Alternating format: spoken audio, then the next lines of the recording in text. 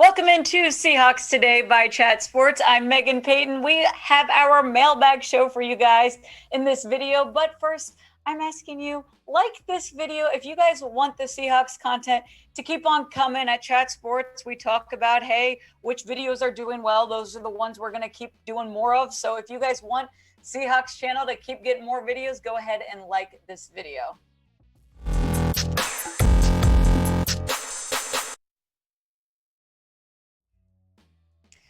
And as you know, with our mailbag show, you guys can participate in this every week. If you're subscribed, you go down in the comments, use hashtag Seahawks, ask your questions, and most likely we will talk about it on our show. But let's get into this week 11 mailbag. First question coming in from Party Hard 11.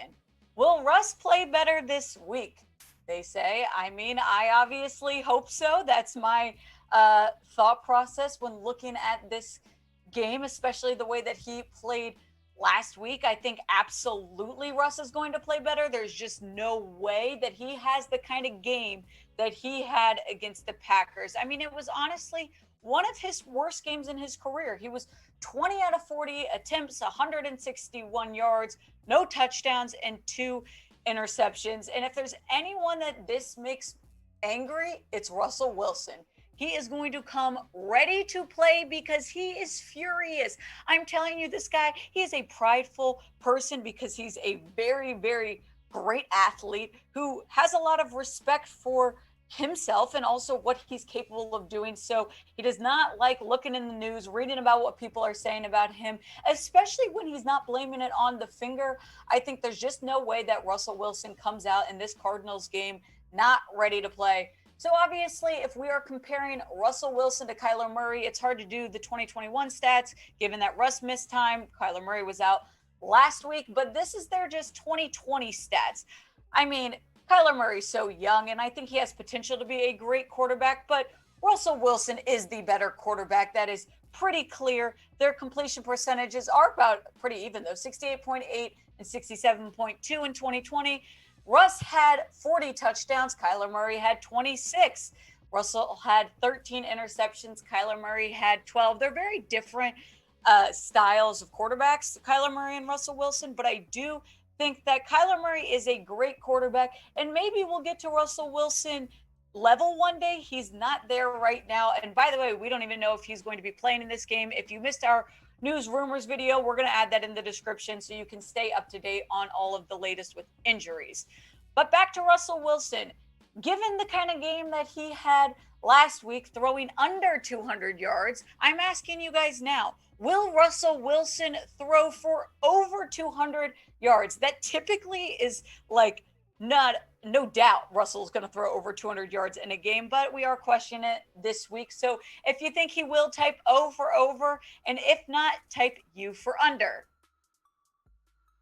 Next question coming in from Jim Morris. Why didn't we see much of Dee Eskridge versus the Packers? Now, this is a good question because a lot happened with this Packers game, given that Russell was obviously not performing well. So he wasn't even able to, connect with those number one targets. DK Metcalf, Tyler Lockett, you look at their stats from last week, and it was nothing. So I don't think that Dee Eskridge was on top of mind of guys that needed to connect with Russell Wilson. They were worried about their star guys. Plus, he's just getting back from that long concussion that he had. So in 2021, sure, we're looking right now, it's 3 targets, 2 receptions, 2 yards, no touchdowns. But he got hurt in week 1. He missed all of the weeks leading up till last week. He did not play except for 5 snaps, I believe, in the Packers game. I think he will play more this week. I think it was a combination of obviously Russell Wilson not being on and also Dee Eskridge just getting back from a pretty severe concussion. So they're going to play it a little bit slow with him. I do think we will see more of Eskridge this week. I hope so, at least. Guys, if you have not checked out BetUS, you guys are really missing out. This is a great deal if you are betting at all. I'm telling you, get some free money to bet with. BetUS is doing their great deal, 125% deposit bonus. You go to chatsports.com/bet. Use Seahawks 125 is the promo code. Put up $100, it'll turn into 225. You can put up more, get more money back, and then you've got free money to bet on anything you would like. And I'm telling you, I keep saying this, but we are really running out of jerseys. So I'm letting you know this now. This might be the last chance to get a free Seahawks jersey. If you are new to BetUS, go through the steps, sign up, deposit the money, place a bet on any game. Show us that you did this. Email us jersey@chatsports.com. We will send you over your choice. You've got Russell Wilson, DK Metcalf, Jamal Adams, but this really might be our last time we are giving this NFL jersey promo. So make sure you do not miss out. Go check out BetUS and then let us know that you did this over at jersey@chatsports.com. Next question coming in from Jose Salas. Will DK Metcalf get suspended for his ejection?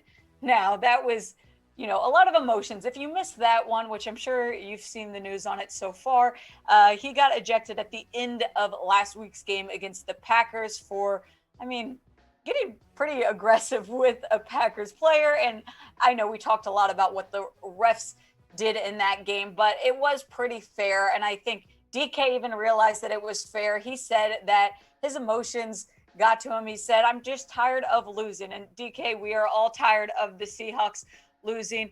I don't think DK is going to get suspended, but he is most definitely going to get fined. And it's nothing new for DK Metcalf.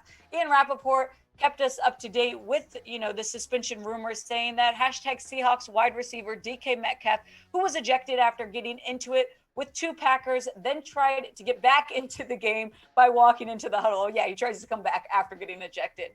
Will be evaluated for a likely fine, not suspension, source said. Standard procedure. So, yes, standard procedure when something like this happens is not a suspension. It has to be pretty extreme for the NFL to consider actually suspending guys for multiple games. But he is going to get fined, and DK has already been fined twice this season. He was fined $6,949 for unnecessary roughness, and then he was fined the exact same amount for hugging the goalposts after a touchdown celebration. He said that was in honor of Antonio Brown. Then he later tweeted saying, "There's no hug worth that much money." So DK's probably looking at a heftier fine than this, even just because of the ejection that happened. We'll keep you up to date, but I'm just happy that he's most likely not going to be missing any time for Seattle.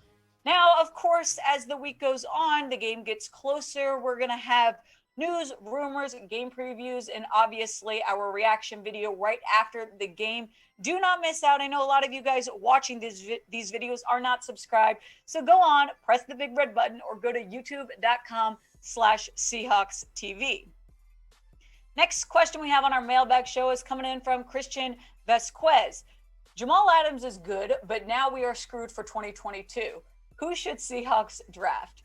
Okay, well, Jamal Adams is great. There's a reason why they did that trade, and we'll get into that a little bit more. But the Seahawks do still have a lot of picks. So if you're unaware, the Seahawks do not have their first-round pick because they got Jamal Adams back in 2020, and they gave away their 2021 first round and their 2022 first round with other stuff too. But the Seahawks do have a second-round pick. They've got a third-round pick. And they have two fourth-round picks. They have the fourth-round pick of their own, and then they've got the fourth round that came in from the Jets. They have a fifth-round pick, and they have a seventh-round pick. Now, if you guys are interested in more draft conversations, we actually did a video earlier this week going through just kind of 5 prospects that I think Seattle should be looking out for. So we'll put that in the description in this video. We're just going to touch on it today, but if you want more in-depth conversations about it, let us know too, because we'll do more videos on it. But we did do one earlier this week. Now, the main areas that I think the Seahawks should focus on, at least right now, what I see as a concern is the offensive line. No doubt that's obviously, still a problem, unfortunately, even after all of the changes they had this season. Cornerback, even though we're improving a lot in this area, which I really do want to credit Trey Brown, DJ Reed, they're improving dramatically. And I think someone like Trey Brown's only going to get better. I still think the Seahawks could consider drafting a cornerback, though, just to have maybe, a number 1 guy or even a number 2. I like this as an option. Running back, now it didn't work out great with Rashad Penny. We talk about that in the draft video that we did, but still another option. There's some good people out there. Kenneth Walker III, that was a guy that I mentioned. And then edge, I have edge rusher kind of on here, not because the Seahawks necessarily need this, but because there are some good prospects out there. Now, going back to what Christian said about Jamal Adams, I do want to remind you guys, like, it's easy to see, oh, we love the Jamal Adams trade, and then now 2 years later, you're upset because you don't have the draft pick. But Jamal Adams trade was worth it. I know that he struggled a little bit at the beginning of this season, but they're changing things up with him. He's looking good. 66 tackles, 3 tackles for loss, 3 pass breakups, and he had his first interception of the 2021 season. I only expect Jamal Adams to have better and better stats as the season goes on. I like this trade. I still stand by it, but it is fun to start talking about the 2022 draft. We've got some time, but I'm asking you guys, who do you want this Seahawks to draft? Go to the comments. Let me know what you think. Let's stay realistic on, who would actually be around by the time the Seahawks have a pick. Next question coming in from Slippery Slim. How many games can the Seahawks lose to still make the playoffs? Now, obviously, as we all know, it depends on how everyone else in the league is doing, specifically the NFC.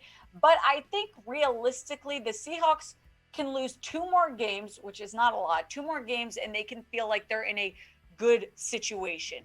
9-8 can still be a very strong record. Now, 9-8 might not win you the NFC West, but I think it can, without a doubt, get you a wild card spot. Now, they could maybe lose 3-4 games and still be okay, but I'd say 2 games, I'm feeling pretty good about where the Seahawks stand, because we look at this playoff picture that we love to look at this graphic. But, you look at the wild card spots right now, and right now the 5th seed would be the Rams at 7-3. The Saints would be the 6th at 5-4, and the Panthers would be the 7th at 5-5. So the Seahawks are right there. I mean, you look at the others in this list, you've got the 4 and 5 teams, that's the Vikings, 49ers, Atlanta, and then 3 and 6 where Seahawks sit. You've got Washington, you've got the Giants, Seahawks, and Chicago. So it's competitive, but it's also not unrealistic where you've got all these teams, way above 500 in their season. I think the Seahawks can absolutely claim a wild card spot, as I've said. I do think that this game is very important. This Cardinals game, not even for determining if they, have a chance at winning the division. I think that's going to be hard, but this is an important game. Right now, the over-under is set at 48. Cardinals are favorite at 2.5. This has shifted as the week has gone on. We'll see if it changes any more before Sunday, but I think the Seahawks need to come ready to play, and hopefully they're not going up against Kyler Murray. That'll be in their advantage as well. But as we talk playoffs and we get a little bit closer to it, do the Seahawks still have a chance to make the playoffs? I'm going positive until it actually becomes unrealistic. I'll let you know, but I'm saying Y for yes. The Seahawks are still in playoff contenders. If not, you can type N for no, but let's stick with yes for now.